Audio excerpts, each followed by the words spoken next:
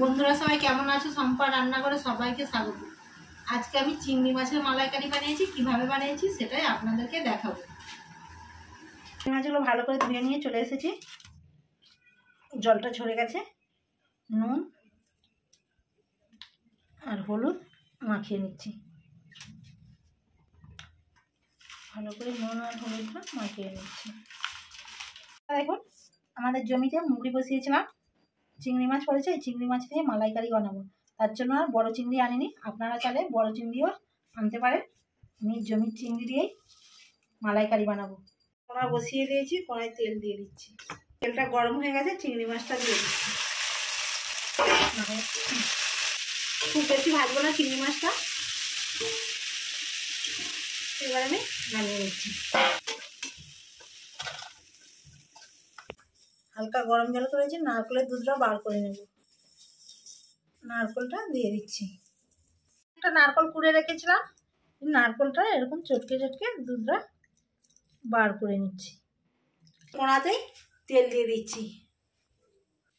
একটা তেজপাতা, কাঁচা লঙ্কা, পেঁয়াজ কুচিয়ে নিয়েছি, পেঁয়াজটা দিয়ে দিচ্ছি। হাফ চামচ রসুন বাটা দিয়ে দিচ্ছি। রসুনটা দিয়ে আবার ভালো করে ভেজে নেব।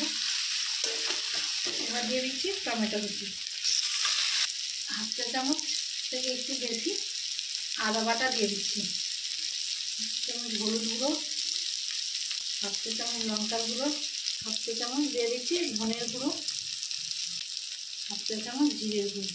আমাকে ভালো করে মশলাটাকে ভেজে নিচ্ছি। নুন দিয়ে দিচ্ছি স্বাদ মতো। টমেটোটা ভালো করে গলে যাবে। একটু নারকেলের দুধ দিয়ে দিচ্ছি, ছেঁকে দিয়ে দিচ্ছি। দিয়ে আবারও ভালো করে অল্প একটু নারকেলের দুধ দিয়ে কষিয়ে নিচ্ছি।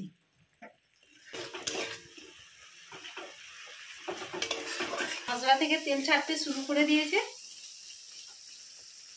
সব নারকেলের দুধটাকে এই ছাঁকনি দিয়ে ছেঁকে দিয়ে দিচ্ছি।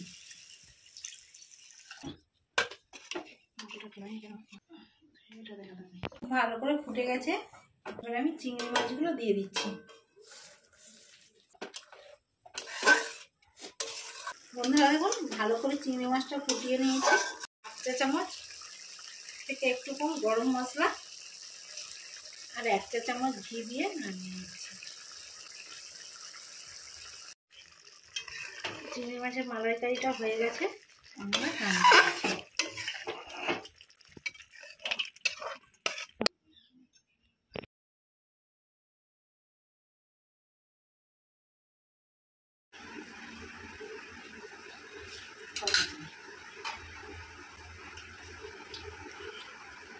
নামিয়ে মালাইকারিটা খুব সুন্দর হয়েছে, খেতেও দারুণ লাগছে।